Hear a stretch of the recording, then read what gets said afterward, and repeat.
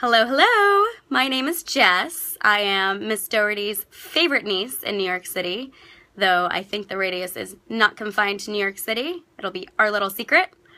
Miss Doherty asked me to share a story with you today from something that happened when I was probably around the age of some of you.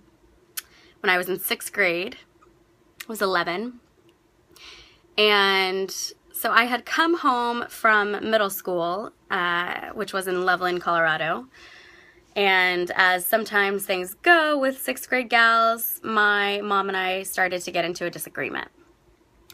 In all of my huff, I grabbed my bike, I grabbed my dog, and we hit the local neighborhood for a quick bike ride.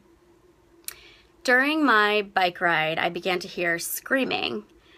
It was faint at first, and then curiosity got the best of me, and I began to follow where the noise was coming from. About 3 blocks later, I came upon a pretty horrific sight. This woman was actually pinned between her garage steps and her minivan. So the van was going into her, pinning her legs between the steps. And so, gosh, I panicked. I went up to her and I was like, how do I get you out of this situation? How can I help? She said, jump into the driver's seat and put your foot on the brake so the minivan will roll off of me. Sounds easy enough. So I jumped in the driver's seat and then looked down and realized I had never sat in a driver's seat before. I didn't know the difference between the gas pedal and the brake. So started to panic a little bit more and was making hand signals at her. Is this rectangle the gas pedal or the brake? She walked me through the whole thing. I hit the brake. The van popped off of her, freeing her legs. I put the van in park. What made the situation a little more terrifying is this woman was a mother, so her 1-year-old baby daughter was in the back seat of the van when all of this was happening. So I unbuttoned her from her car seat. I gave her to her mom. I gave the phone to her mom, who had just been freed by this car.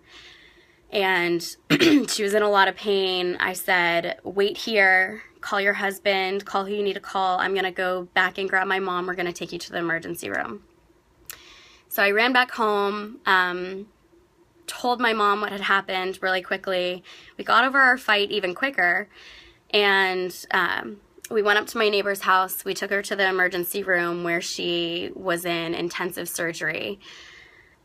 She ended up needing screws and metal rods in her legs, which are actually still there to this day. Her bones were completely shattered. The doctor ended up telling her that if she was there for even all of 5 minutes more, she most likely would have lost her legs. So it was a pretty interesting scenario of being in the right situation at the right time, but God really, really worked through me to save this woman. And looking back, there were just so many elements that spoke to this. I was 3 blocks away when I first heard her screaming. Her neighbor was actually working on his car outside right next door and didn't hear her at all. Another thing, I was 11. I had never driven a car. I didn't know the difference.